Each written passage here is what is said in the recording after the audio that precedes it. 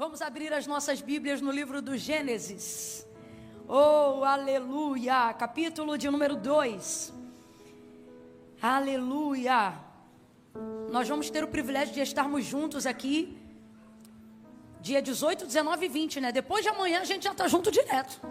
E por que eu estou falando a gente? Porque eu já entrei lá na programação da igreja e eu vi que homem pode entrar. Tô certo ou tô errada?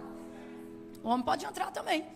Então você que quer tirar um tempo assim de busca, de renovo, você que estava precisando de algo assim para dar um start na sua vida, sabe assim, um tempo maior de propósito, de entrega, de devoção. Camila, eu tenho me sentido um pouco frio, ou eu estou sentindo que a coisa já não está bem como deveria estar, e eu estou precisando de um pouco mais de lenha para aumentar minha fogueira nesse último trimestre do ano. Rapaz, aproveita esses 3 dias, vem embora. Vem no azeite, vem no óleo, vem buscar unção, vem buscar o sobrenatural. Ah, Camila, mas eu trabalho. Eu também, meu filho, eu não sou desocupada não, mas dá teu jeito, entendeu? Dá um jeito, você só tem 2 opções. Ou você dá um jeito ou você dá uma desculpa. Ah, eu posso dar uma desculpa? Pode, mas vai continuar tudo igual. Agora, se você der um jeito, as coisas podem mudar. Camila, em 3 dias pode mudar. Rapaz, em 3 horas de culto, Deus muda 3 anos. O que ele não faz em 3 dias? Em 3 dias, olha para o teu irmão e diz para ele: se esforça. Fala para ele firme, diga: se esforça. Que raio de preguiça, de frio, de não sei o que, que não sei o que, que não sei o que lá. Diabo não respeita teu cansaço. Vai para cima.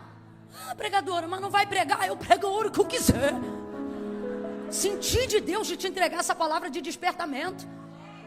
Eu não gostei, então foi para você mesmo. É sério, tira esse tempo, viu? Porque, tava com saudade de ouvir um negócio desse. Isso é um bordão que a gente tem lá no Brasil. Eu digo que quando você está na casa de Deus, você está no lugar certo, na hora certa, fazendo a coisa certa.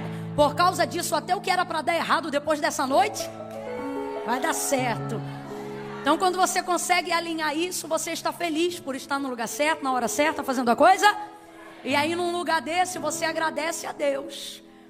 Se você está feliz de estar aqui, você vai fazer como fez aquela irmã. Diga: ainda bem que eu vim. Irmãos, porque tem coisas que só Deus faz, mas para Deus fazer, a gente tem que vir. Deus fez uma promessa para Abraão e cumpriu tudo o que lhe disse. Eu disse que Deus cumpriu? Eu disse que Deus cumpriu? Quando o Senhor aparece para Abraão e quando manifesta a sua voz em Gênesis capítulo 2, Deus lhe faz muitas promessas e Deus cumpre tudo que prometeu a Abraão. Só tem uma coisa que Deus não fez para Abraão. O que, Camila? A mudança. Quando ele disse: sai do meio da tua terra, da tua parentela, da casa de teu pai e vai para uma terra em que eu vou te mostrar. Deus nunca enrolou uma tenda. Está entendendo o que eu estou falando aqui? Deus não levou um móvel, Deus não segurou uma roupa. Rapaz, Deus segurou uma geração, mas não segurou uma cortina da tenda. Porque tem coisas que para Deus fazer, eu tenho que estar. Então não vem com essa coisa, sabe, que você guarda lá no teu subconsciente. Se Deus quiser fazer, Deus faz aonde eu estiver. Vai nessa. Se Abraão pensasse assim, ele jamais teria vivido tudo que ele viveu. Se a mulher do fluxo de sangue pensasse assim, ela estava hemorrágica até hoje. Se é de Deus mesmo eu ser curada, ele vai passar aqui. Se eu tão somente tocar. E o texto diz: e ela moveu-se, foi até onde ele estava passando. Então entenda. Há coisas que, dependendo do que você quer viver, não basta esperar Deus fazer. Você precisa estar na geografia que Deus quer que você esteja. Ninguém me pediu isso aqui, eu nem sou de fazer isso, mas eu vou repetir. Depois de amanhã, ou seja, você tem um dia para se organizar. O dia de amanhã é dia de organização. É dia de trocar plantão com quem tiver que trocar, oferecer hora para quem tiver que oferecer, cobrir horário para quem tiver que cumprir, porque dia 18, 19, 20, você tem um compromisso com Deus aqui. Um período de imersão. Quem entendeu, diga amém. Glória a Deus. Gênesis capítulo 2, quem encontrou, diga amém. Oh, aleluia. Aleluia.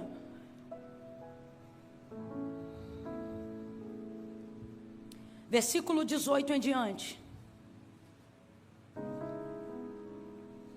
Oh, glória. Quando eu vim, tu vem comigo, hein? Não dá uma de sensata, não. Você também. Tá ligado? Deixa eu ver teus pratos aí. Isso, vai ser um tiro curto. Não vem de má vontade, não. Vamos lá, vamos ao texto.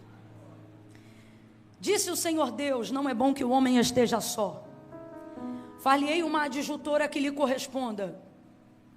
Havendo, pois, o Senhor Deus formado da terra todos os animais do campo e todas as aves do céu, trouxe-os ao homem para ver como ele lhes chamaria. E tudo o que o homem chamou a todo ser vivente, isso foi o seu nome. Assim, o homem deu nome a todos os animais domésticos, às aves do céu e a todos os animais do campo. Mas para o homem não se achava uma adjutora que lhe correspondesse. Então o Senhor Deus fez cair um sono pesado sobre o homem, e este adormeceu, e tomou então uma das suas costelas, e fechou o lugar com carne, ou fechou a carne em seu lugar. Então da costela que o Senhor Deus tomou do homem, formou a mulher e lhe trouxe. E disse o homem: esta é agora osso dos meus ossos, carne da minha carne. Chamar-se-á mulher, pois do homem foi tomada. Diga amém por essa palavra.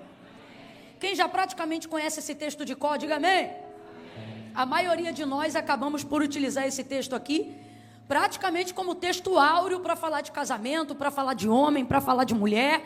Mas a verdade é que esse texto aqui compreende muito mais do que apenas uma bolha de pessoas. O livro do Gênesis, sobretudo nos primeiros capítulos, ele se destina não só a trazer a narrativa de como céus e terra foram criados, ou dos princípios pelos quais Deus quer que nós nos movamos, mas ele também mostra para nós os princípios pelos quais o próprio Deus se move, o próprio Deus opera. Camila, eu não entendi. Você vai entender. O livro do Gênesis, ele traz segredos revelados. Isso aqui não está oculto, isso aqui está aparente. É só a gente dar um pouquinho mais de atenção e parar de rotular o texto como sendo para isto ou para aquilo. E quando você lê versículo por versículo, você percebe então que o livro do Gênesis apresenta para você o princípio não só como o início da criação, mas o princípio como os meios que fazem Deus se mover. A maneira como Deus quer que nós nos movamos em fé é a mesma maneira como Ele se move não necessitando de fé. Tão grande é a coerência do nosso Deus. Falar sobre coerência, falando de um Deus que é soberano, parece até estranho, parece até incoerência. Porque uma das coisas que respaldam a soberania de alguém é que isto não precisa estar atrelado a coisa alguma. Quando você se dirige a alguém que é soberano, e falando aqui de Deus que é o soberano, você compreende que ele não precisa estar atrelado a paradigma nenhum, a lei nenhuma, a coisa alguma. Contudo, o nosso Deus é um Deus de princípios, é um Deus de padrões morais, é um Deus que não dependia de régua para exercer nada do seu poder, mas para que nós aprendamos a maneira como Ele se move como se, abre aspas, dependesse de algum desses princípios, e Ele não depende, mas se move pelos mesmos princípios para que nós façamos Ele se mover quando nós precisamos dEle. Eu vou te dar um exemplo só para você compreender o que eu estou querendo dizer. Versículo 1 do capítulo 1 do livro do Gênesis. No princípio criou Deus os céus e a terra era sem forma e vazia. Havia trevas sobre a face do abismo, e o Espírito de Deus se movia sobre a face das águas. Quem está acompanhando até aqui, diga amém. Então não há nada, só há Deus. A terra que chamamos de terra pode ser compreendida, segundo a interpretação do versículo 2, como o planeta água, porque não há firmamento, nem céu, nem terra. E tudo está em trevas, porque não há luz. Todavia o texto diz que Deus ali já estava. E não estava parado. O texto diz que o Espírito de Deus. O Espírito é de quem, gente? Vamos junto. O Espírito é de quem? o Espírito de Deus se movia sobre a face das águas, que estava na profundeza de um abismo em trevas. Essas trevas aqui não tem nada a ver com o ocultismo. Essas trevas aqui tem a ver com a ausência de qualquer coisa mesmo. Abre um parêntese, é válido até dizer, as maiores trevas não são aquelas que estão ligadas a nenhum tipo de encantamento, são aquelas que estão ligadas ao limbo da ignorância, de onde não há conhecimento, palavra onde não há nada. E o Espírito de Deus está se movendo ali. Agora eu quero que você raciocine comigo. O Espírito é de Deus e ele não está parado. O Espírito é de Deus e ele está se movendo, mas não está realizando nada. O autor da carta aos Hebreus vai dizer para nós o que vai acontecer. A partir do versículo 3 em diante, ele vai afirmar dizendo assim: porque céus e terra, tudo que existe e tudo que há. O que significa tudo que existe e tudo que há, gente? Tudo que pode ser visto, tudo que pode ser tocado, ok? Tudo que existe e tudo que há não foi feito por prova aparente do que se vê, mas antes foram criados pelo poder da sua palavra. Então tudo que Deus criou pelo poder da sua. O texto diz que o Espírito de Deus está presente e está se movendo, mas ele não faz nada. Eu vou repetir a terceira vez. Está presente, está se movendo, mas ele não faz nada. Ele não faz nada. Agora vejamos. O nosso Deus, que é todo poderoso, poderia ter criado tudo que existe, tudo que há. Universo, sol, lua, estrelas, terra, oceanos, mares, animais, tudo que existe, tudo que há. Ele poderia ter criado sem dizer nenhuma palavra, sim ou não? Deus poderia ter criado tudo no fruto de uma inspiração. Imagine que quando ele inspira, ele imagina, e quando ele respira, ele solta e tudo apareceria. Poderia ou não poderia? E num estalar de dedos, Deus poderia ter criado tudo, sim ou não? Sim, ele é soberano, ele é todo poderoso, mas veja o texto. O Espírito de Deus está presente, está se movendo, mas não está criando nada, não está organizando nada, não está pondo nada no lugar, também não está tirando nada no lugar. Ele está literalmente presente, mas não está fazendo. Veja, o mover é de Deus, porque o Espírito que se move, o texto diz que é o Espírito de, e ele está mas não está fazendo. Agora, o versículo 2 vai dizer, e disse Deus. Alguém está entendendo isso aqui? E disse Deus, haja luz, e houve luz. Então veja, o Deus que é soberano poderia ter feito tudo que fez sem dizer absolutamente nenhuma. Mas tudo que existe e tudo que há não foi feito por prova aparente do que se vê, mas antes foram criados pelo poder da sua. Então Deus é quem fala, e aquilo que ele fala é quem ele é, porque a palavra de Deus e a pessoa de Deus são exatamente a mesma pessoa. Você não conhece a Deus se não for por intermédio da sua palavra. Deus também não se revela a você se não for por intermédio da sua palavra. A revelação de Cristo vem por intermédio da sua palavra. A manifestação de Cristo vem por intermédio da sua palavra. João capítulo de número 1. No princípio era o verbo. O que é verbo? Palavra. O verbo estava com Deus e o verbo era Deus. Nele estava a vida. Nele quem? Na carne de 33 anos de Cristo? Não, na existência antes, durante e depois. Por que Cristo morre dos 33 em diante, mas ressuscita ao terceiro dia? Porque ele não é a carne de um Deus, ele é um Deus em carne, sustentado pela sua palavra, o mesmo ontem, hoje e eternamente. A palavra não morre, a palavra subsiste, a palavra é viva, ela é eficaz, mais penetrante do que qualquer espada de 2 gumes. Camilo, o que você está dizendo? Estou dizendo que se Deus se move pela palavra, não há nada na sua vida que não possa ser feito pela palavra.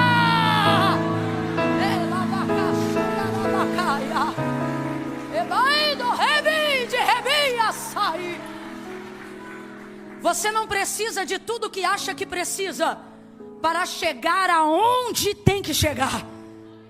Você só precisa se encher da palavra. Você pode se encher de dinheiro, e isso não é garantia de que você vai chegar.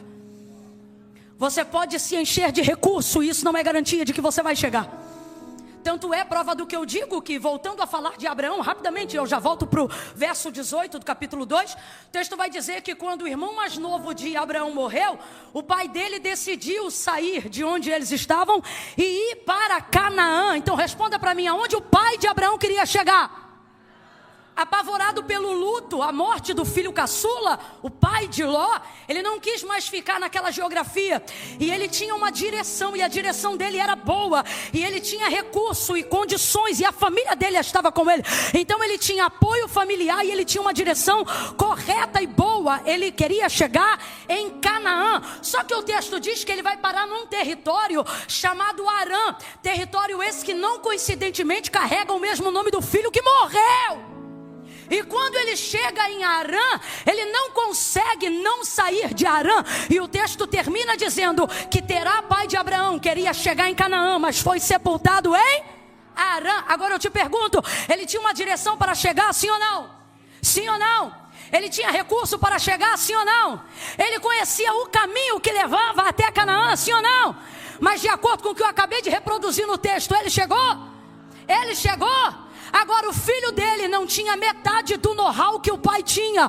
Mas quando o Senhor apareceu para ele, disse para ele: sai da tua terra, vai para uma terra. Não falou qual era a terra. Vai para uma terra que eu vou te mostrar. Ou seja, Deus não contou que era Canaã antes. Deus só contou que era Canaã enquanto Abraão estivesse caminhando para lá. Por dois motivos: para não tocar no trauma de quem viu o irmão morrer numa terra onde não saiu, e de onde viu o pai ser sepultado na terra que levava o nome do irmão, tentando chegar em Canaã. Então Deus não conta para ele, mas em confiança ele caminha. Ele caminha sem saber para onde vai, mas ele caminha. E debaixo de uma palavra, porque é disso que nós estamos falando, por estar debaixo de uma, bora, diga bem forte, por estar debaixo de uma, por estar debaixo de uma palavra, Abraão chega em Canaã, muito antes até de saber que seria Canaã. Chega em paz, chega com saúde, chega guardado, chega com amigos, chega fazendo aliança e chega com promessas ainda maiores. Veja, qual é a diferença dele para o pai? Ambos tinham recurso, ambos tinham casa, ambos tinham direção, mas só Abraão estava debaixo de uma palavra. Essa é a diferença. Meu Deus, eu estou sentindo uma graça de Deus tão grande aqui. Levanta a mão direita para o céu, coloca a esquerda na mesma altura. Eu vou contar de 1 a 3. Quando eu disser 3, você vai botar a mão no ombro do vizinho. Camila, eu não conheço ele. Não precisa conhecer não, deixa que ele vai conhecer Deus através da tua vida. Quando eu disser 3, você vai botar a mão no ombro do vizinho e vai dizer apenas para ele: basta uma palavra. É 1, é 2, é 3, diga. Basta uma. Você só precisa de uma palavra. Você só precisa de uma palavra. A maioria de nós que estamos aqui, o que te trouxe foi uma palavra.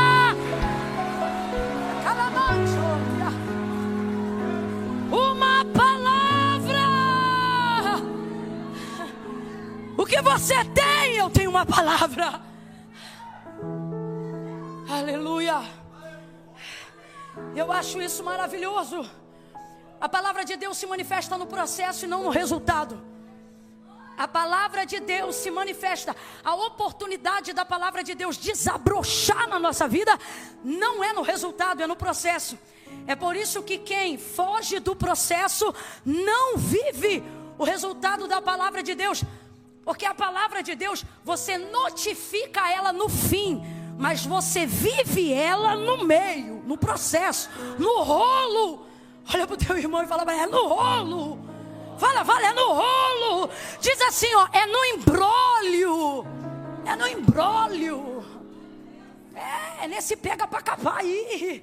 É nesse rolo que tu diz: meu Deus, não é possível. E Deus está dizendo: minha palavra vai se cumprir no meio desse caos. É no meio desse rolo. Volta para o capítulo 1 e a gente encerra no capítulo 2. Então veja, Deus está presente, está se movendo, mas não está fazendo nada. Eu não estou dizendo que Camila está presente, eu não estou dizendo que a Devec está presente. Eu estou dizendo Deus em pessoa, em espírito. Rapaz, é o Espírito de Deus. Ele está presente, está em movimento, mas não está transformando nada. Eu vou falar de um jeito que a gente que é pentecostal, a gente pode dizer. Se fosse outra pessoa, ia parecer que estava querendo bater na gente. Mas como é a gente, e eu estou para ver alguém, mas... Ai, irmão, se eu der... Você não me desafia não, que eu vou nesse corredor. Então eu posso dizer, se tem um povo que gosta de mover, é a gente. Eu amo o mover de Deus. Eu creio no mover de Deus. Eu sou aquela assembleiana cuja teologia não explica todo ela. Sabe aquela pessoa que crê em mistério? Explica aí, irmão, isso é mistério. Eu creio. Contudo, eu preciso lhe dizer, o mover pode ser até de Deus, inocentemente ainda de Deus, ingenuamente na presença de Deus. Eu estou falando categoricamente aqui que o mover pode ser até de... Mas irmãos, o mover não transforma nada. O que transforma é a... Então veja, o mover não traz a palavra, mas a palavra traz um mover que transforma.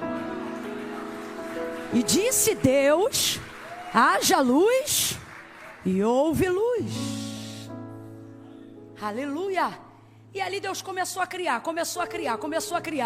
E eu fico sempre impressionada. Sempre que eu passo por esse texto eu me impressiono. Deus começou a criar. Criou tanta coisa. Rapaz, e Ele vai criando e Ele é maravilhoso demais. Eu amo a personalidade de Deus, ainda que eu não conheça na totalidade. A faceta que Ele me permite conhecer através da escritura da palavra já me impressiona. Por exemplo, Deus já sabia como ia terminar quando começou a construir a terra, sim ou não? Mas Ele fez questão de estabelecer uma medida de tempo cartesiana. Matematicamente falando, Ele vai separar como se fossem dias na semana e como se fossem turnos durante aquele dia. A impressão que eu tenho, e o texto revela, é que Deus só trabalha do período da manhã e da tarde. Quando vai entardecendo, Ele entra em processo de admiração, contemplação e descanso. Uma outra coisa é que Ele afere. Eu não poderia dizer uma opinião, porque Deus não opina, Deus sabe. Mas só para a gente entender, é como se Ele opinasse em cima da própria criação. Ele poderia ter feito tudo de uma vez, mas Ele estabelece um tempo para desfrutar daquilo que faz enquanto está fazendo. A gente tem tanto a aprender com o nosso Deus. Eu acho que isso envolve não só princípio, mas também prazer. Porque se não fosse assim, Deus não faria isso. Agora eu te pergunto, Deus se cansa? Mas só trabalha de manhã e da tarde. Alguém poderia até dizer, é um preguiçoso, né? Podia fazer um plantão. E não.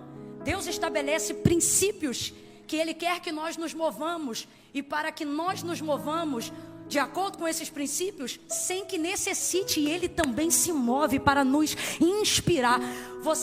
O seu maior ato devocional de adoração a Deus não está em você dizer glória ou aleluia, está quando você decide imitá-lo. Então por isso Ele age dessa maneira, porque o que Ele mais quer te inspirar não é a louvá-lo com a boca, mas a louvá-lo com a vida, expressando imitação a Ele. E então Ele vai separando os tempos, e Ele tem uma coisa que a gente também podia ter um pouco mais em nós. Ele vai fazendo e Ele começa a criar. Foi tarde, manhã do segundo dia. E a partir do terceiro dia, quando as coisas começam a ganhar alguma forma, é tão interessante porque nem Deus se elogia no início. O início é difícil realmente para todo mundo. Nem Deus, pode olhar o texto de Gênesis 1 em casa. Nem Deus começa dizendo e viu que era bom no início. Ele só começa a dizer que viu que era bom do terceiro dia para frente. E você aí mal começou e já está dizendo, não está bom, isso não vai dar certo. E Deus está dizendo, rapaz, nem eu, arquiteto da criação.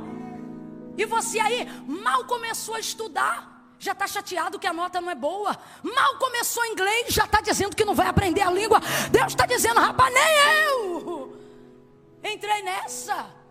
E aí do terceiro dia para frente, você vai perceber que Ele começa a terminar e Ele afere a própria criação, dizendo assim, e viu Deus que isso era bom. Então é demais isso aqui, porque Ele olha o que está fazendo Ele viu o que fez, vamos lá, sol, lua, estrelas, firmamento e tal. Aí ele, é bom, hein? Imagine, né? Ele falando sobre a própria obra. Se a gente está na hora, a gente ia dizer, tu se acha, hein? E certamente ele responderia, não me acho, eu sou. Veja, e aí ele está criando tudo. E então nós vamos ver por pelo menos 5 vezes o texto reproduzindo. Deixa eu contar para ver se eu não falo besteira aqui. 1, 2, 3, 4, 5, exatamente isso. A partir do versículo 11 até o versículo 25, 5 vezes. Ao terminar a parte de cada processo da criação, o texto diz que Deus determina sobre aquilo que ele acabou de criar, dizendo assim, era bom. Então, o texto vai transcrever dizendo, e viu Deus que era bom. Vamos fazer isso 5 vezes para a gente não esquecer. E viu Deus que era primeiro, foi tarde e manhã. Cadê? Do segundo dia. E viu Deus que era. E viu Deus que era. E viu Deus que era. Viu Deus que era. Viu Deus que era. Enquanto Deus faz, ainda não terminou, mas ele diz, Agora, o versículo 31 do capítulo 1 é encerramento, acabamento, fechou a obra. Versículo 31, e viu Deus que tudo, agora acabou, agora não é mais processo, é resultado, porque tudo que Deus começa, Deus termina. E viu Deus que tudo quanto tinha feito era, dá uma olhada aqui, viu Deus que tudo quanto tinha feito era muito bom. E viu Deus que tudo quanto tinha feito era muito bom. E houve tarde e manhã do 6º dia. Agora ele acabou toda a criação. E ele diz, agora não é bom. Você percebeu a diferença? Durante 5 vezes era, mas quando terminou ficou. Irmãos, é tão simples, mas foi a palavra que Deus colocou no meu coração para essa noite. Ele nos trouxe aqui e ele está aplicando nessa noite a sua palavra. Oh, aleluia. E o que ele está dizendo para mim e para você são 2 verdades e eu encerro. Primeira, aprenda a desfrutar enquanto eu não acabo, na certeza de que eu finalizo. E isso colocará em você a paz necessária para não jogar a alegria, o louvor, a celebração só para o final do processo. Deus te trouxe nessa noite e Ele está dizendo, se você sabe que é a minha palavra que vai se mover para cumprir o que eu te falei na tua vida, no teu processo, no teu caminho, não espere terminar para começar a me louvar. Faça como eu, vai louvando, vai dizendo que é bom na segunda, vai dizendo que é bom na terça, vai dizendo que é bom na quarta. E a segunda coisa que Deus está dizendo é o que garante a sua própria palavra. E o que a palavra de Deus garante? Que melhor é o fim das coisas do que o início delas.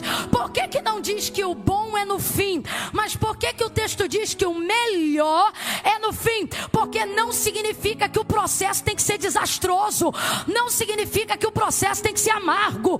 Não significa que o processo tem que ser devastador. Deus está dizendo, eu quero fazer você desfrutar de alegria no processo, revelação no processo, contentamento no processo e certeza que o final do processo será muito melhor. Agora, o que torna o final do processo melhor não é o fato de que no final é melhor, é a capacidade que eu desenvolvi de ter contentamento enquanto o final não chegava. Alguém está entendendo o que Deus está dizendo aqui? Eu vou falar rasgado que é para todo mundo entender. Quem não consegue se alegrar no processo estará amargo no final. Raciocina comigo rapidinho. Jacó pensou que tinha perdido seu filho José.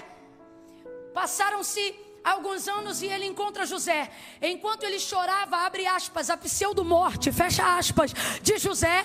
José estava vivo e era governador da maior nação do mundo. Se Jacó tivesse acesso a essa informação, eu tenho certeza que ele não teria dito lá atrás, com choro hei de descer à sepultura ao meu filho. O que isso significa? Significa que ele está dizendo, eu vou viver como se eu estivesse morto. E de fato ele viveu assim. Com 143 anos, depois de encontrar José, ele vai estar de frente a Faraó. E Faraó vai perguntar para ele: seu Jacó, quantos anos o senhor tem? Aí ele vai dizer: 143 anos, poucos e maus foram os meus anos. Agora eu te pergunto, primeira coisa, pode uma pessoa que viveu mais de 140 anos dizer que viveu pouco? Tem como isso, gente? Meu Deus do céu, tem irmão aí de 70 que está dizendo não. Então veja, ele não está se referindo ao tempo que passou, mas à maneira como ele viveu nesse tempo. Quem está entendendo Deus aqui? Então veja, tudo que Deus falou para você que vai fazer, isso é mais certo do que a cadeira que você está sentado. Tudo que Deus falou que vai fazer para você é mais certo do que o chão que teu pé está tocando agora. Agora, a parte do cumprimento da palavra de Deus é com Deus, mas a maneira como você decide esperar é com você. Você está entendendo o que Deus está falando? Como é que Deus se apronta ou nos apronta para o final? Nos levando a ter contentamento no processo. Você precisa entender que não haverá uma melhora, não haverá uma intenção de celebração no final se você não começar a ver a mão de Deus agora. Veja a mão de Deus agora no processo da sua imigração. Veja a mão de Deus agora na abertura dessa empresa. Veja a mão de Deus agora na construção da sua casa. Veja a mão de Deus agora no início do seu trabalho. E se nem Deus pegou tão pesado com Ele mesmo, por que você acha que Ele pegaria tão pesado com você? Celebre o processo. Entenda que no início não há muito que se celebrar. Há apenas razão para continuar. E quando chegou no final, Ele disse: muito bom. Muito bom. Então tudo que Deus faz não é só bom, mas quando termina fica. Analise aí agora. Está muito bom o que você está vivendo? Não, Camila, eu não sou emocionada, eu vou lhe falar a verdade. Está bom porque eu não estou respirando com a ajuda de nenhum aparelho. Está bom porque não tem me faltado alimento. Está bom porque eu tenho a minha família reunida. É uma questão de perspectiva. Agora, o muito bom só será revelador para quem reconheceu o que é bom. Se você não reconhece o que é bom, não vai discernir o que é muito bom. Palavra que Deus colocou em minha boca nessa primeira oportunidade do culto é para dizer para mim e para você, para lembrar, Deus está nos dizendo: eu ainda não acabei. Camila, o que tem a ver a leitura que você fez? Tudo. Porque o texto termina no versículo 31 dizendo que tudo o que Deus fez era muito bom. Significa que Ele terminou. Ora, se Ele terminou e já havia criado o homem, por que então Ele vai dizer ao ver o homem sozinho que não é bom que o homem esteja só? Se tudo que Deus faz é muito bom, é porque o texto onde lemos, Deus não diz assim: não é bom que o homem seja só. Se puder, bota na tela aqui para a gente fechar junto. O texto não diz: não é bom que o homem seja só. O texto diz: não é bom que o homem esteja só. Não é esse versículo aí não. Versículo 18 do capítulo 2. Deixa-me ver essa versão. Oh, glória! Aleluia! E disse o Senhor Deus: não é bom que o homem... Advérbio de tempo. Esteja. Então está dizendo que se não está bom para o homem, tudo o que está é passageiro. Deus não disse não é bom que o homem seja só. Ele disse não é bom que o homem... Você está entendendo o que Deus está dizendo para a gente? Ele está falando pela sua palavra hoje aqui para nós. Eu ainda não acabei, então não emita opinião sobre o que eu ainda estou trabalhando. Não traga determinação permanente aonde eu ainda estou agindo em caráter temporário. Eu vou falar de novo. Não traga determinação permanente aonde eu ainda estou agindo sob caráter temporário. Até a cananeia tinha esse entendimento. Mateus capítulo 15, 21, ela dizia: filho de Davi, tem misericórdia de mim, que minha filha está, me miseravelmente endemoniada, ela sabia o que ela é. Minha filha, isso é permanente. Como ela está endemoniada, isso é temporário. O que ela está dizendo? Senhor, tira a característica temporária, qual o demônio, e deixa a menina permanente, a minha filha. É isso que ela está dizendo. Deus está mandando eu liberar uma palavra aqui. Não dê às ações do diabo característica permanente, quando tudo que ele tem é poder temporário. Creia!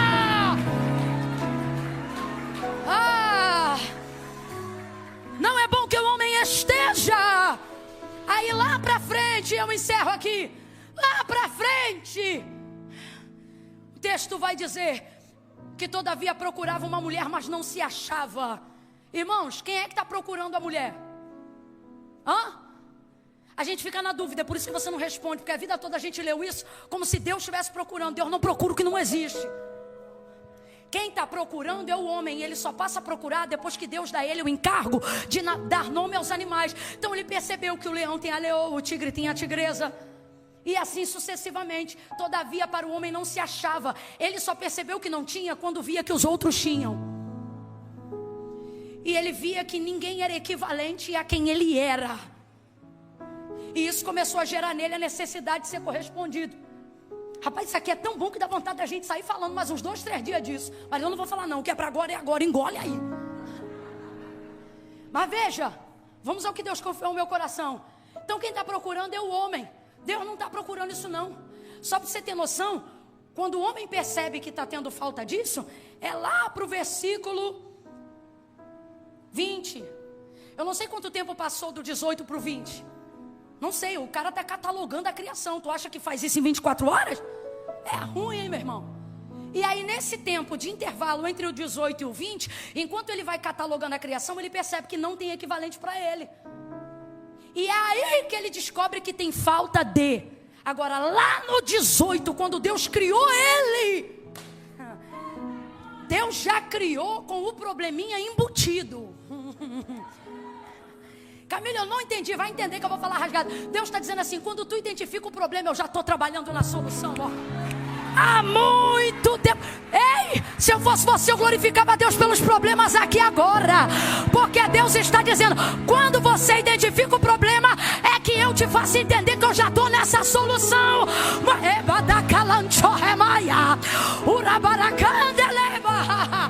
Meu Deus, seja profeta para alguém e diga, Deus tem solução para isso que você está passando.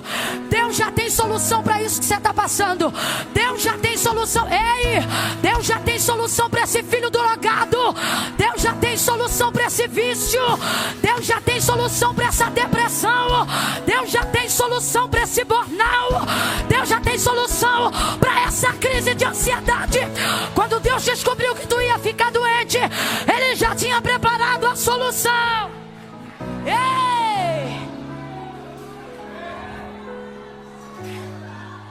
Ele disse antes dele perceber. Ele disse antes dele sentir. Ele disse antes dele identificar. Eu queria muito que você saísse nessa noite com essa certeza. Você está achando que Deus não vai poder cumprir nada do que te falou, porque agora você está com depressão. Deus já tinha visto essa depressão, Deus sabia o dia que ela chegou. O psicólogo ainda está tentando descobrir aonde foi a causa. Deus já sabia o dia e a hora que ela entrou pelas portas da tua casa, da tua vida e do teu ministério. E aí você está aí agora e você diz assim, ai, não tem como Deus cumprir as promessas, eu estou deprimido. E Deus está dizendo, eu estou bonzinho. Você diz, não, Camila, é que minha mão sua, eu tô tendo síndrome do pânico. E Deus está dizendo, pois eu não tenho medo de nada e o medo continua tendo medo de mim. A gente fica achando que como a gente está, vai mudar quem Deus disse que é e o que Ele vai fazer na nossa vida. Pois Deus nos trouxe aqui nessa noite para dizer, eu ainda não acabei. E quando eu terminar, você vai ver que vai ficar melhor do que tá. Vai ficar melhor do que tá. Se tiver profeta na casa, catuca 2 ou 3 e diz assim pra ele, levanta, porque vai ficar melhor do que tá. Levanta, bota ele de pé e diz, levanta. Levanta, porque vai ficar melhor do que tá. Bota ele de pé, bota ele de pé e diga pra ele, celebre, celebre durante, celebre durante. Deus está trazendo solução para questões que para você é novidade, mas para Ele já são problemas solucionados.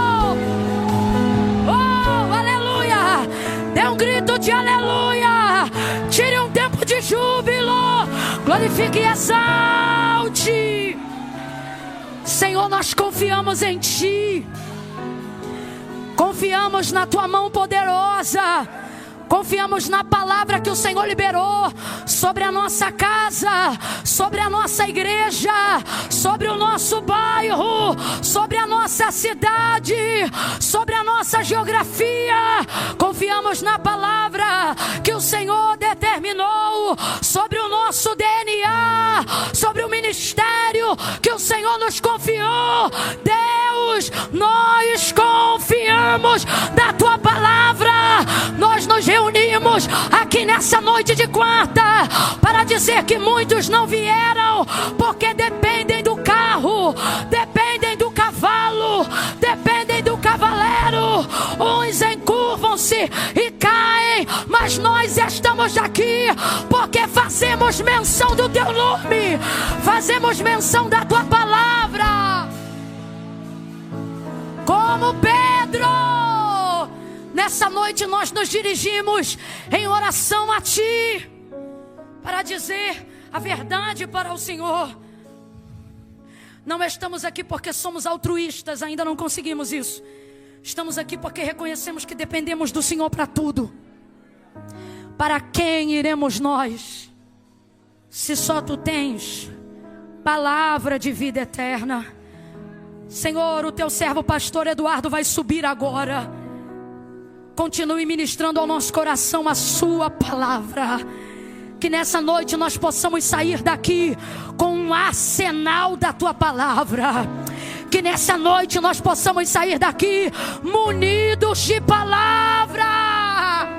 Que nesta noite, se Satanás vier por um caminho, por 7 ele fuja da nossa presença. Identifique que sobre nós está a Tua palavra. Que caiam gigantes, que derrubem muralhas. Que o mês de outubro não seja o mês do Halloween, seja o mês do aleluia, aleluia, aleluia, aleluia, aleluia. Que possamos sair daqui debaixo de palavra.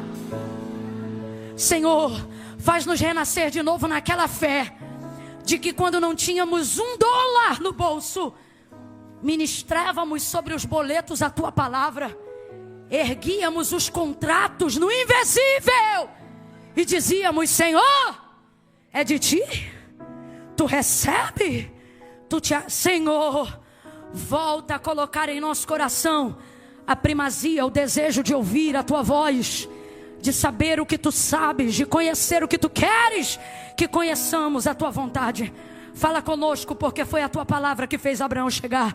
Foi a Tua palavra que colocou José sobre o trono. Foi a Tua palavra. Tua palavra move reis e reinos. Continua falando conosco. Senhor, nós queremos lhe dizer nessa noite que nós não estamos fastiados de ouvir a Tua palavra. Nós não estamos enjoados de ouvir a Tua palavra. Não, não, não. Quem está comigo nessa oração, diga não. Não, não estamos, Senhor. Nós queremos mais. Mais de Ti, mais. Continua nos direcionando, nos dando resposta. É o que nós aguardamos, é o que Te pedimos, é o que suplicamos. Estenda a sua mão e aguarde receber mais. É o que nós oramos, Pai, em nome de Jesus. Quem concorda, diga. Diga. Diga. Diga autoridade. Isso, autoridade. Eu estava ali. Espírito de oração. Eu dizia: Senhor, me confirma a Tua palavra. Me confirma o que Tu queres fazer nesse momento.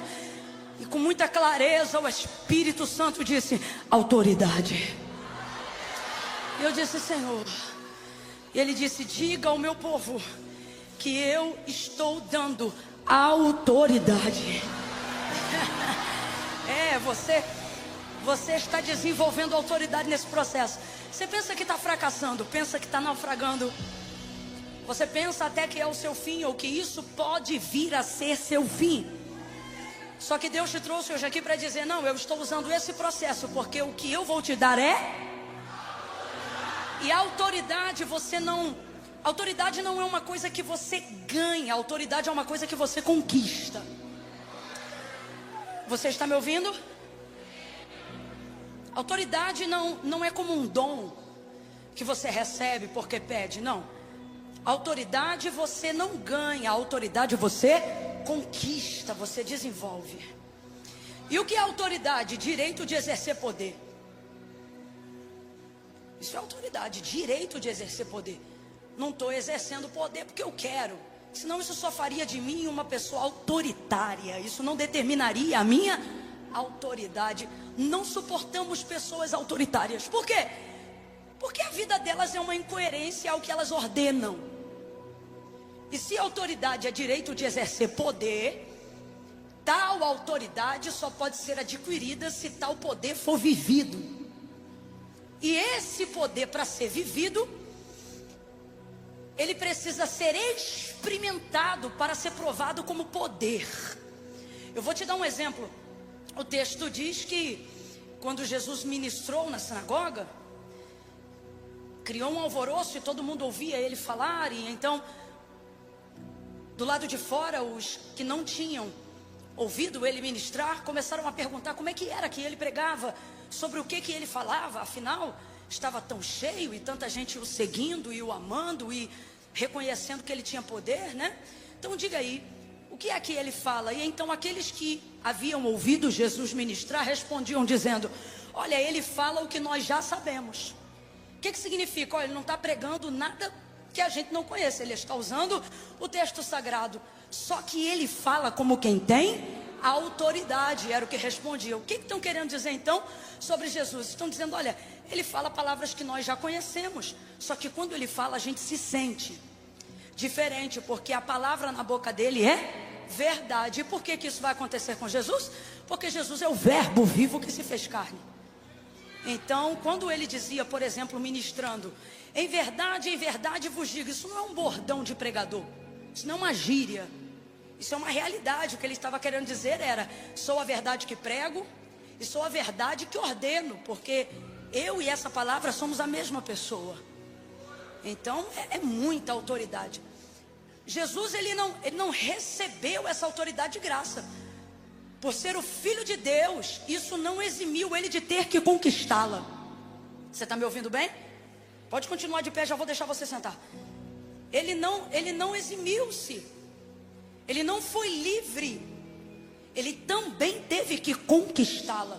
Se você observar o momento de assunção, ou seja, quando Jesus começa a subir depois do período de 40 dias andando sobre a terra pós-ressurreição. Presta atenção, quem está comigo diga amém.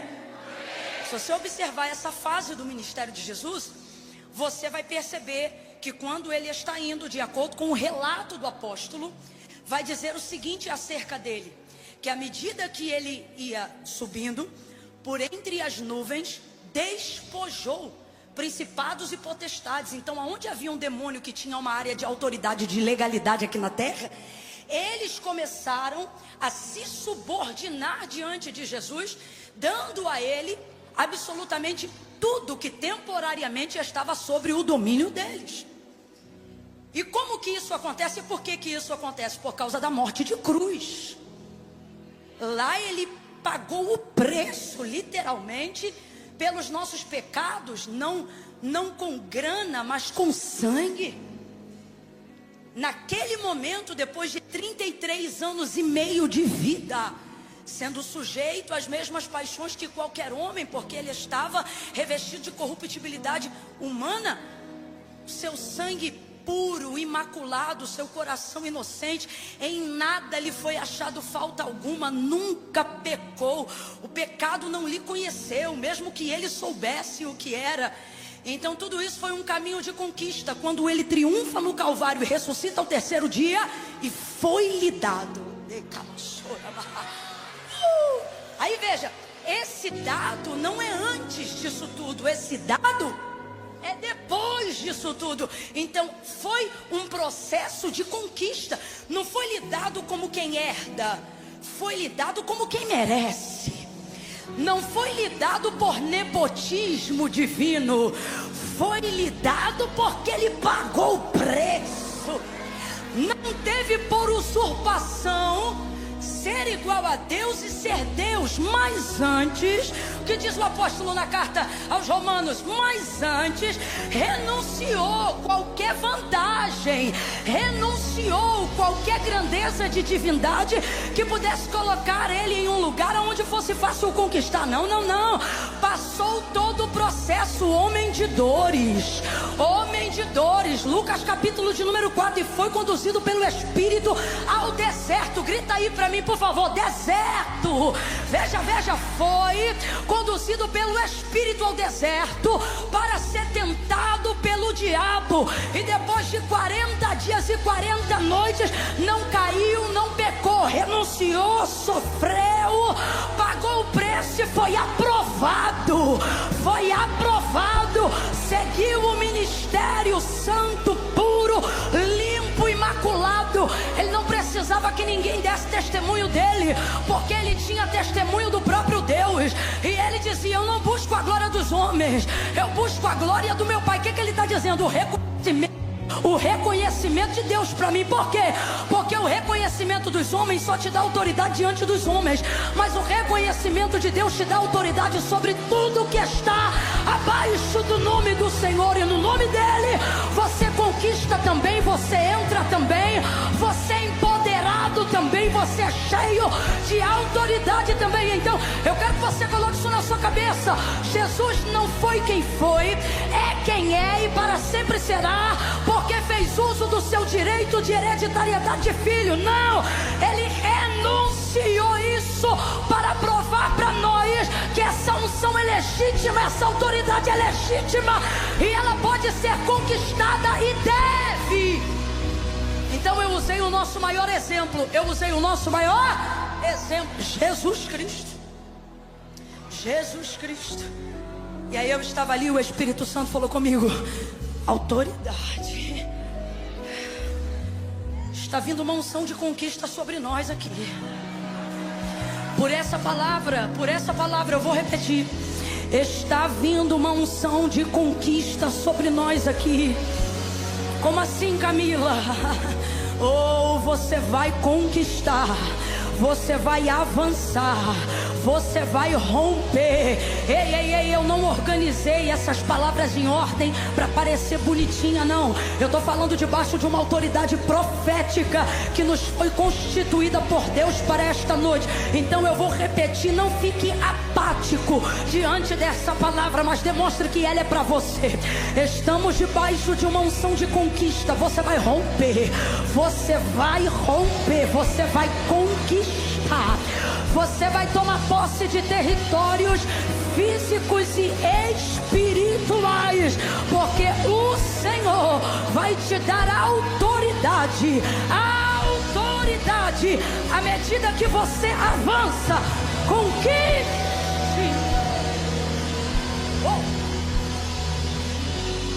Vou contar de 1 a 3, você vai gritar pro vizinho aí: conquiste. Eu não contei até 3 ainda, e sem ansiedade Jesus te cura. No 3, é 1, é 2, é 3, diga: conquiste. Senta repetindo: autoridade.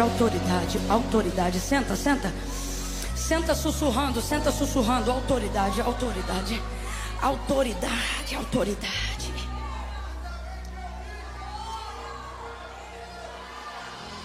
Autoridade. Então o que é autoridade? Autoridade é direito de exercer poder, direito adquirido por conquista, por processo, e não como se fosse lhe dado como um presente ou como um privilégio que não requer esforço.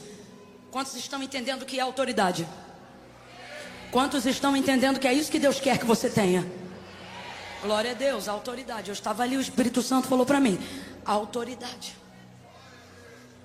E em Gênesis 21 eu tenho alguém que é muito bom para nós nos espelharmos hoje aqui, para entendermos o que Deus está nos propondo, e eu quero orar sobre essa palavra ainda esta noite. Gênesis capítulo de número 21, preste atenção. O texto vai falar que chegou o tempo do cumprimento de Sara dar à luz a Isaac. O filho da promessa. Quantos já ouviram falar aqui de Sara, a esposa de Abraão? Pouca gente. Quantos têm preguiça de levantar a mão?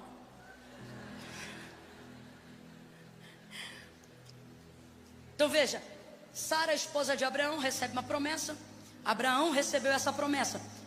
O filho da promessa se chamava Isaac. Ele é o filho da aliança. Só que Sara, estéril, 25 anos haviam se passado.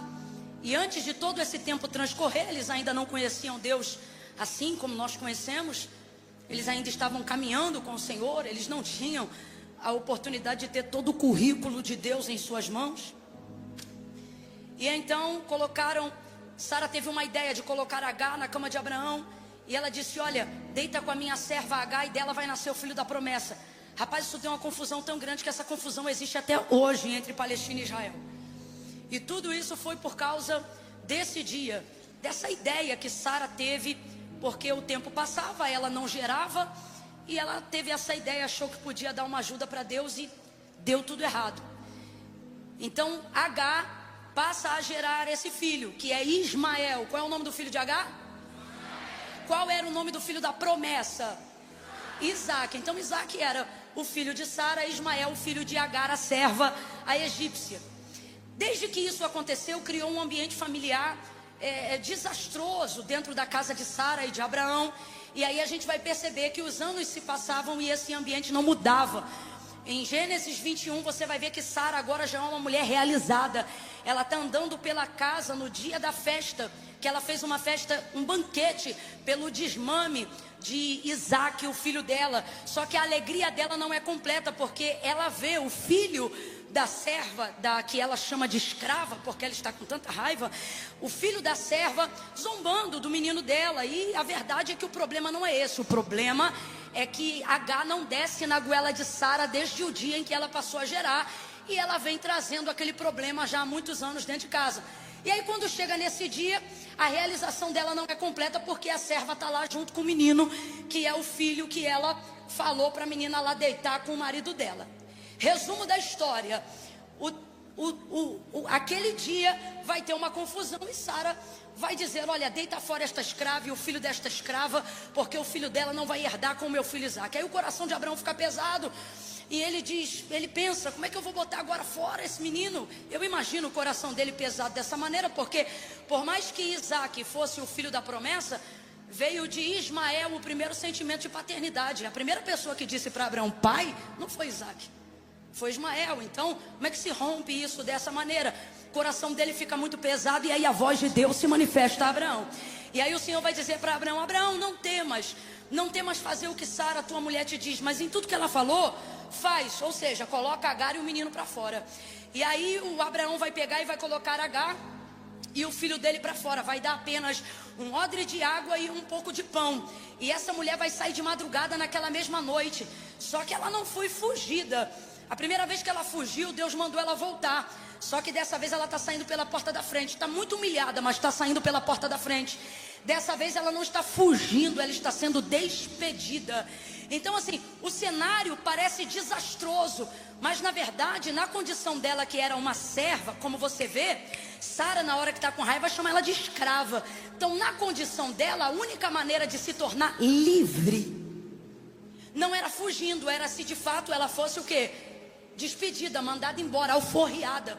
E foi o que ela conseguiu, e conseguiu isso com o seu filho, apesar desse filho ser filho de Abraão, mesmo não sendo reconhecido pela esposa dele, a Sara. Sai essa mulher numa condição, irmãos, precária, numa condição difícil. Todas as vezes que eu passo os olhos rapidamente por cima desse texto, eu lembro dos dias de hoje e eu penso, rapaz, se isso fosse para a vara de família, Abraão rico do jeito que ele era, ele estava no sanhaço. Porque como é que ele despede na condição que ele tinha uma mulher, sem uma carroça, sem um cavalo, sem um servo, sem um nada, dá para ela só um pouco de água, um pedaço de pão e manda ele embora. E vai-se embora. Então essa mulher sai no meio da noite, sozinha, no meio de um breu e começa a caminhar sem direção. Na verdade, Agar está vivendo o maior momento de libertação da sua vida, porque aparentemente quando ela sabia para onde ia e podia ir para qualquer lugar, a verdade é que no final ela nunca estava indo para lugar nenhum. Ela estava sempre sendo obrigada a acompanhar alguém, porque ela era uma escrava e estava presa à família de Abraão. Agora hoje, nesse dia que ela vai embora, ela está no pior cenário por um lado, mas no melhor cenário por outro. Você tem que entender que existem coisas das quais Deus permite que sejam usadas contra nós, e aparentemente por um momento parece que aquele é o pior cenário da nossa vida, mas é a única maneira de Deus promover a liberdade que de outra forma jamais seria conquistada. Se isso não acontecesse com Agar, ela ia ser rica, mas ainda ia ser escrava. Ela ia ter empregada, mas ainda ia ser escrava. Ela ia estar morando numa tenda maravilhosa, mas ainda ia ser escrava. Então não era o que ela tinha, era quem ela era. E ela nunca podia ser, mesmo que tivesse tudo que a casa de Abraão pudesse dar para ela. E por que não podia? Porque nada do que ela tivesse mudaria uma condição. Qual? Para sempre ela seria escrava. Só que neste dia ela sai sem nada, mas sai com tudo. Eu não sei para quem, mas talvez você esteja num cenário hoje aonde você diz: Camila, autoridade para quem? Eu não tenho nada. E Deus está dizendo: você não tem autoridade sobre o que você tem, se primeiro não tiver autoridade sobre quem você é. Você primeiro precisa ser livre. A autoridade emprestada não é autoridade, é concessão. Livre, sai ela com esse menino, vai andando errante pelo caminho. Por quê? Porque aparentemente ela não tem direção, ela não sabe para onde vai. E às vezes quando não sabemos para onde nós estamos indo, de tão desprovido de recursos e até mesmo, por que não dizer, de emoções saudáveis, às vezes é um momento que nós estamos mais leves para sermos conduzidos pela mão de Deus. Você sabia disso? Porque você não está pondo nada à prova. A direção que Deus te der, você vai aceitar. Você não sabe para onde vai? O que Deus mandar você fazer, você faz. Por quê? Tu não tem mais nada a perder. E aí você fica leve, fica um instrumento leve e de fácil manuseio na mão de Deus. Para onde o vento de Deus te soprar, você vai. Então H pensa que está perdida. Completa para mim, por favor. H pensa que está completamente, mas não está. Ela está sendo guiada. Porque o Senhor vai dar para Abraão, não deu para ela, mas deu para Abraão uma garantia dizendo: ó, pode mandar ela embora, porque em razão do menino ser tua semente, eu vou cuidar desta serva. E do filho dela. Agora eu te pergunto, ele falou isso com ela? Não, mas falou com Abraão. Então veja, ela está sendo guiada por Deus e não sabe. Ela me faz lembrar agora a Arca de Noé, que não tinha. Como é que é o nome daquele negócio que o marinheiro usa para virar o timão? A Arca de Noé não tinha timão. É interessante porque se você olhar direitinho, como diz missionária Sheila Xavier, a Arca de Noé, ela não navegava, não pela mão de Noé, ela tão somente flutuava. Aí eu te pergunto, Noé sabia para onde estava indo, gente? Fala aí com inteligência, Noé sabia para onde estava indo? Dentro de uma arca de madeira que não tem timão, ele sabia para onde ele estava indo? Não, mas diga para mim, ele repousou direitinho no Monte Ararat como se fosse estacionado por um carro com baliza e cone. Então diga para mim, mais uma vez eu vou perguntar, ele sabia para onde ele estava indo? Mas ela estava sendo guiada pelo vento de Deus, pelas águas de Deus, pela corrente de Deus o tempo todo. Você se olha agora e você pensa: Camila, minha vida parece sem rumo, minha vida parece sem direção. Só parece, porque nessa noite você está no lugar certo, na hora certa, ouvindo a palavra certa. Então nisto eu vejo que Deus está te guiando. Deus está te guiando. E este caminho que parece perdido, este deserto que parece sem rumo, estas vias por quais você tem passado, vias emocionais que você não tem controle, vias financeiras que você não tem controle, vias familiares que você não tem controle, Deus está dizendo, e não tem mesmo, porque desta vez o mapa não está na tua mão, mas você está na minha. Não, eu vou falar de novo. Deus está dizendo, o mapa não está na tua mão, e quando o mapa mapa não está na tua mão, é porque você está na minha mão, diz o Senhor. Você vai chegar, você vai passar. Vai passar pelo escuro, vai passar pelo medo, vai passar por angústias, tristezas, dores, dissabores. Olha para quem está do teu lado e diz: está passando. Não, olhe para ele, deixa eu explicar melhor. Diga assim: você está passando. Fala, diga: você está passando. Ela vai passando. Pelo que ela vai passando? Irmão, tem coisa que ela vê, tem coisa que ela não vê. Porque a mulher foi despedida de noite no meio da madrugada, ela foi indo e foi passando. E você acha que ela sabe por tudo que ela está passando? Eu tenho certeza que passou bicho do lado dela que ela não viu, passou bicho que ela viu, passou momentos que não passou ninguém. Ixi, tanta coisa deve ter acontecido nesse caminho de peregrinação, aonde só Deus sabe onde ela vai parar. Resultado: o dia amanhece, ela já caminhou muito, está parada agora em um lugar. Ela não sabe que lugar é esse, ela só percebe que é nítido, ela está num deserto. Onde H parou? Bora, onde H parou? Parada nesse deserto agora. O menino começa a chorar, a água do odre acabou. E ela pensa: vou morrer. E o menino não para. Ela olha para o menino e pensa: o menino vai morrer também. Para que eu não veja o menino morrer, escute, para que eu não veja o menino morrer, eu vou colocar ele debaixo de um arbusto e vou me distanciar dele, Aí ela pega o menino, coloca ele debaixo de um arbusto, e o menino chorava. O texto diz que o menino... E ela não queria ouvir a voz do menino chorando. Rapaz, se mãe ouve o menino chorar, até quando o menino não chora. Às vezes a mãe está num estado, o menino está no outro. Ela: menino, parece que eu ouvi fulano me chamando, parece que eu ouvi o choro do menino. Então ela teve que manter uma distância considerável, uma distância longa.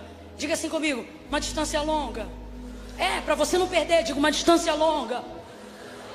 E aí a palavra de Deus vai utilizar um termo na escrita para aferir distâncias longas. E aí o que H vai colocar, ou o que vai ser colocado no texto sobre o quanto H se distanciou de Ismael, porque ela pensava: eu vou morrer, mas o menino que é menino vai morrer primeiro. Então, para que eu não veja o menino morrer, vou me distanciar dele. Aí o texto diz assim, e distanciou-se dele cerca de um tiro de arco. De um tiro de arco. Arco de quê, gente? De flecha. Então é um arco sendo entesado. Puxa, e o mais apertado que você consegue puxar, solta. Basicamente é essa a distância que H toma do menino. Para que eu não veja o menino morrer, coloca ele embaixo e se distancia cerca de um tiro de arco de flecha. Gênesis 21. E aí a gente vê que essa medida para aferir distâncias, ela é rara na Bíblia. Poucas vezes você vai ouvir isso. Você vai ouvir por pelo menos 3 vezes tiro de pedra. E distanciou-se cerca de um tiro de pedra. Vai ver, por exemplo, Jesus fazendo isso para orar com os discípulos. E distanciava-se dele cerca de um tiro de pedra. Um tiro de pedra é uma distância mais curta. Então, o tiro de pedra é a medida utilizada para aferir uma distância, que ainda é distância, mas é uma distância mais... É raro alguém distanciar-se tanto de alguém cerca de um tiro de arco, de flecha. Foi a medida da distância que H tomou desse menino. Porque ela pensa: o menino vai morrer. Então, para que eu não veja o menino morrer, para que depois eu também não morra, distanciou-se dele. Eu quero que você guarde isso. Distanciou-se dele quanto? Qual é a medida? Quanto? Pronto. H está nesse momento do deserto pensando: estou desesperada, vou morrer. Só que ela está passando por esse deserto. E quando você está passando, por mais que você esteja passando, o fato de ser um deserto, o fato de carregar consigo aqui atrás uma história de abandono, de rejeição, você desenvolve a certeza de que vai morrer. Só que H não morre nem o menino. Aí o versículo 20 do capítulo 21 vai encerrar esse momento que eu estou pregando para vocês, dizendo assim: olha, Deus estava com o rapaz que cresceu e habitando no deserto. Ele se tornou o que, gente?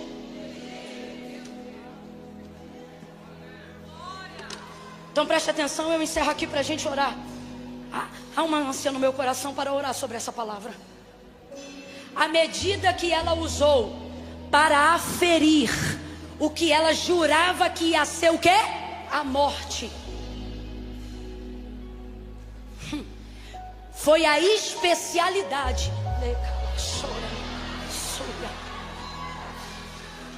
Eu quero que você diga isso comigo agora. Diga especialidade.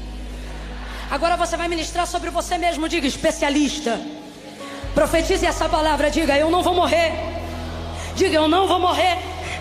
Eu vou me tornar especialista na área que foi medida para me matar. Diga de novo, eu não vou morrer. Eu estou te dando uma chance de saltar uma cova hoje, pelo poder da palavra. Então quando eu te pedir para repetir, não fique pensando, repita. Abra a boca e diga, eu não vou morrer. Diga, eu não vou morrer. Eu vou me tornar especialista daquilo que queria me matar. Quando a depressão não te mata, Deus usa você para matar a depressão na vida das pessoas. Quando doenças em estágio terminal não mata você, Deus usa você para animar quem estava na beira de um abismo. Quando a traição que tentou acabar com o teu casamento, ela não acaba com você, Deus te usa para acabar com o divórcio em casamentos que estavam prestes a se deteriorar. Deus está dizendo, ei, se você está aqui é porque ainda não morreu. E se você não morreu, é porque ainda dá para você superar. Quem tem ouvidos, ouça o que o Espírito diz a esta igreja nesta noite. Porque assim diz o Senhor, nada que te matou, nada que tentou te matar, nada disso teve o poder de te parar. E agora você vai dar uma resposta. E qual é a resposta? Tudo que não me mata me fortalece. Agora eu vou superar. Agora eu vou superar. Oracandalaia. Pega na mão desse crente. Não pede licença não. Pega na mão desse crente e diga pra ele, nesse deserto você não morre, você passa e cresce. Você vai superar tudo que veio pra te matar, tudo que veio pra te destruir. Dê um salto dessa cadeira, porque eu vou orar pelos flecheiros do Senhor nessa noite.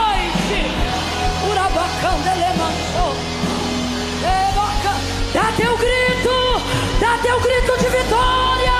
Oh glória, eu estou vivo. Veja, me ouça com atenção para que possamos orar debaixo dessa palavra. Me ouça.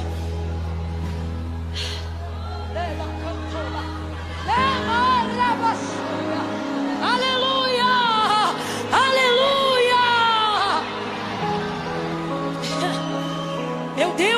Meu Deus. Por que João diz que Jesus, no Apocalipse, naquela visão, na revelação, João diz que ele tem a chave do inferno e da morte? Porque você só tem autoridade. Escute isso. Eu tenho que falar isso que é para você entender como é que você tem que entrar nesse fevereiro. Presta atenção. Você lembra que eu disse? A autoridade é dada ou conquistada? Bora! É dada ou conquistada? Estufa esse peito, vai pra cima! A autoridade não é dada, a autoridade é conquistada, adquirida, tomada. O reino do céu não é dado. O reino do céu não é dado. Jesus disse no dia que João Batista morreu, o reino do céu é tomado. E é tomado como? Bora! Esse comportamento de culto via osmose me irrita. Por isso que entra, sai e não muda nada. Porque tá tudo aqui, mas você não pega, você não toma. Tem que ir pra cima. Ei! Pra cima!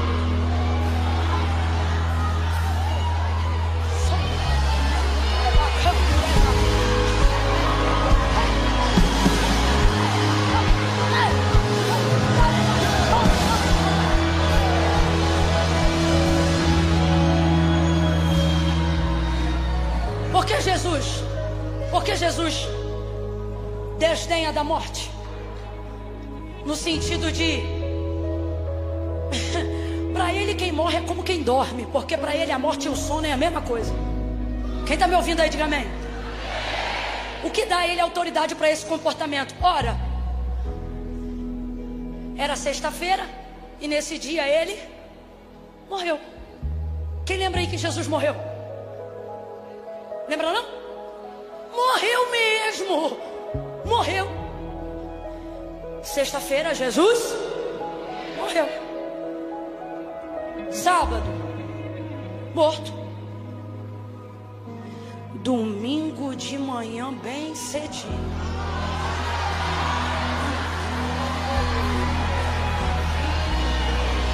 Os anjos vão dizer a Maria: porque procura aquele que vive?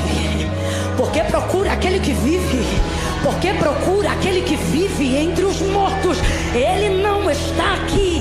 Maria, ele não está aqui, porque ele já ressuscitou. Porque Jesus tem autoridade sobre a morte. Não é porque ele passou, não é porque a morte, isso aqui vai ficar maravilhoso porque vai dar para ser compreendido perfeitamente. Não foi a morte que passou por ele, foi ele que passou por ela. Camila, faz diferença? Faz diferença. Sabe isso que você está passando? Essa depressão que você está passando, essa dificuldade financeira que você está passando, essa crise conjugal que você está passando, essa frieza espiritual que você está passando, essa tentação que você está... Eis aí a grande questão. Você está... O que isso significa? Imagine aqui agora todo esse território a percorrer. Se eu ficar parada, é ele que passa por mim. Mas se eu atravessar e não parar de caminhar, sou eu que estou passando por ele. E no mundo espiritual eu estou dizendo: você não passa por mim, sou eu que passo por você. E enquanto eu passo, eu sinto frio, fome, sede, calor, mas sou eu que estou passando. Enquanto eu passo, eu sou moído, envergonhado, humilhado, mas sou eu que estou passando. Jesus na sexta-feira é moído, cuspido, caluniado, mas é ele que está passando. No sábado, há trevas sobre a terra, os discípulos estão com medo e ele está passando. Ele está passando. Ele está entendendo. Pare de achar que esse deserto vai te matar. Deus está dizendo: ele não passa por você, é você que passa por ele. Passa por ele, passa por ele. Atravessa esse câncer, atravessa essa quimioterapia, atravessa esse abandono, atravessa esse abuso, atravessa essa violência sexual. Ela não passou por mim, eu vou passar por ela. Eu vou ser mãe independente dela, eu vou ser esposa independente dela. Eu vou mostrar que ela não passou por mim, fui eu que passei. Eu atravessei e me tornei. Meu Deus, que autoridade está descendo aqui. Eu me tornei.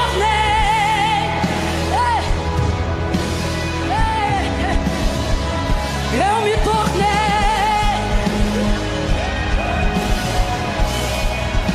Escute, escute. Escute.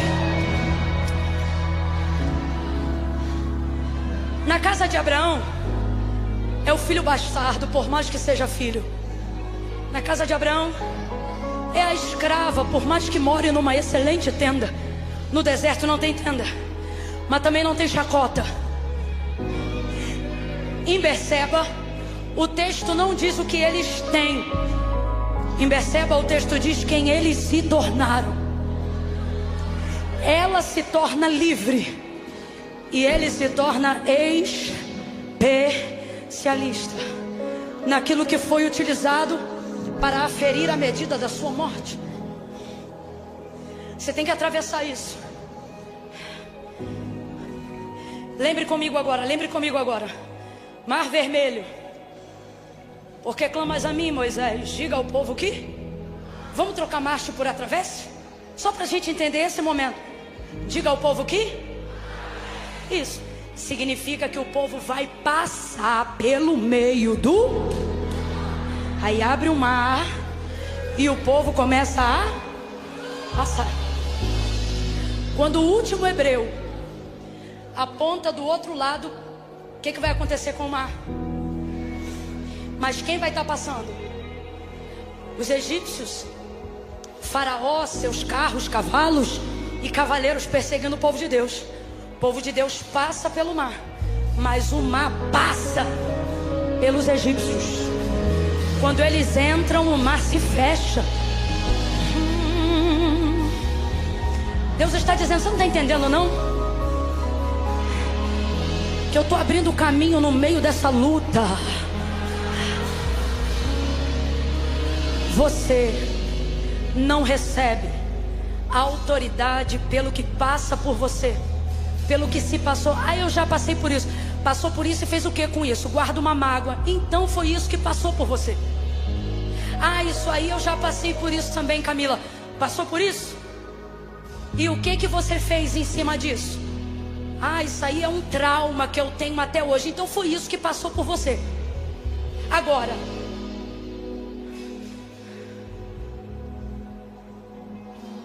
você se tornou uma autoridade nessa área que um dia você foi esmagado. Pobre de maré desci, família desacreditada, hoje é um empresário. A pobreza não passou por você, foi você que passou pela pobreza. Você se tornou alguma coisa. Família disfuncional deu tudo errado, mas hoje você construiu a sua. Então não foi a família disfuncional que passou por você, foi você que passou por ela e se tornou alguém de família. Eu quero que você entenda isso. Você tem que sair daqui hoje dizendo, estou passando pelo que eu estou passando. Não é para eu morrer, é para eu ter autoridade. Porque quando eu falar disso aqui, vai ter manifestação de poder. Porque eu não estou falando do que eu ouvi, eu estou falando do que eu venci. Eu quero orar por você que está passando por uma situação que até o dia de hoje você pensou, eu não vou aguentar. Só que Deus te trouxe hoje aqui para dizer, você vai passar. E o que era usado para medir sua morte vai se tornar a sua área de especialização, de sucesso, de triunfo. Se tem alguém aqui assim, levante a mão agora. Mão direita para o céu. Mão direita para o céu. Mão direita para o céu. Você vai fechar os olhos e vai abrir a boca. Não vai olhar nem para a direita nem para a esquerda. Fecha os olhos, abre a boca. E você vai começar a rogar ao Senhor. Senhor, a área da minha vida que está me esmagando, que está difícil, é essa, é a finança, ou é a família, ou é a vida espiritual. Escolha uma coisa. Eu estou te dando uma direção. Receba autoridade em cada área, uma de cada vez. Escolha uma área para conquistar agora. Agora, vai. Se é maternidade, diga, Senhor, eu preciso conquistar meu filho. Se é na empresa e nos negócios, Senhor, eu preciso conquistar autoridade financeira, empresarial. Me dá governo na área dos negócios. Se é espiritual, Senhor, eu preciso vencer minhas batalhas espirituais, minhas batalhas. Apresente uma coisa. Eu estou dando aqui opções, mas eu quero que você pegue aquela que está te desafiando, a que faz você pensar em desistir. Coloque ela agora em oração. Vamos embora, não abaixe essa mão não. Não abaixe essa mão não. Não abaixe essa mão não.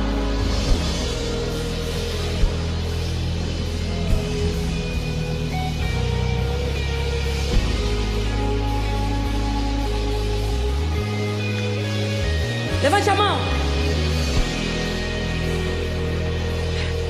Eu vou fazer guerra agora. Eu vou fazer guerra agora. Eu não tenho autoridade em todas as áreas, mas eu tenho em algumas delas. E se tem uma coisa que Deus me deu autoridade, é para vencer algumas batalhas espirituais. Então eu vou pedir algo agora. Você vai tentar manter um nível como esse que você está batendo agora, mas sem prato e mais tambores. Eu vou elevar minha voz, mas você não eleva a bateria. Você vai manter esse nível. Levanta a mão. Ah, Camila, vou ficar sentado aqui recebendo. Desculpa, eu não vim guerrear por você. Eu vou orar agora por aqueles que querem conquistar. Camila, eu não quero que ninguém vá por mim, não. Eu só quero que Deus me capacite para que eu vá. Eu quero que Deus me dê graça para que eu passe por isso, sem murmurar, sem pecar, sem me desviar. Levante essa mão, apresenta para Ele. Se é finança, se é espiritual, vambora, vai. Coloca aí uma coisa. Se é vício, coloca aí uma coisa. Pai, em nome de Jesus, eu oro agora, em nome de Jesus. Não é no meu nome, é no teu nome. E em nome de Jesus, aqui ou em casa, aquelas pessoas que se puseram de pé agora mesmo, aquelas que levantaram as mãos agora mesmo, empodera elas de uma unção poderosa para desatar julgos de cadeados e de fortalezas do império da maldade, do alto da cabeça até a planta dos pés, em nome de Jesus, em nome de Jesus. Empodera ele, empodera ela pela força do teu Espírito Santo, de dentro para fora. Eu não sei qual é o deserto, se é financeiro, se é espiritual, se é familiar, se é emocional, mas cuida dele como tu cuidou de Agar, cuida dele como tu cuidou de Ismael, e faça ele neste tempo, neste ano ainda, se tornar a autoridade nessa área que quis humilhá-lo, a autoridade nessa área que quis deprimi-la, a autoridade nessa área que quis destruí-lo. O sangue de Jesus tem poder, dá autoridade ao teu povo, unção de conquista ao teu povo, para que demônios sejam repreendidos, enfermidades sejam repreendidas, curas sejam liberadas e um renovo.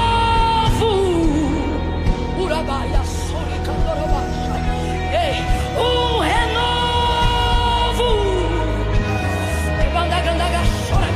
Renovo espiritual. Faz o teu povo nessa noite, ainda antes do culto acabar, dê uma posição de soldado, de valente, de guerreiro, de flecheiro. Gente que acerta o alvo, gente que não desiste, gente que não morre, gente que se torna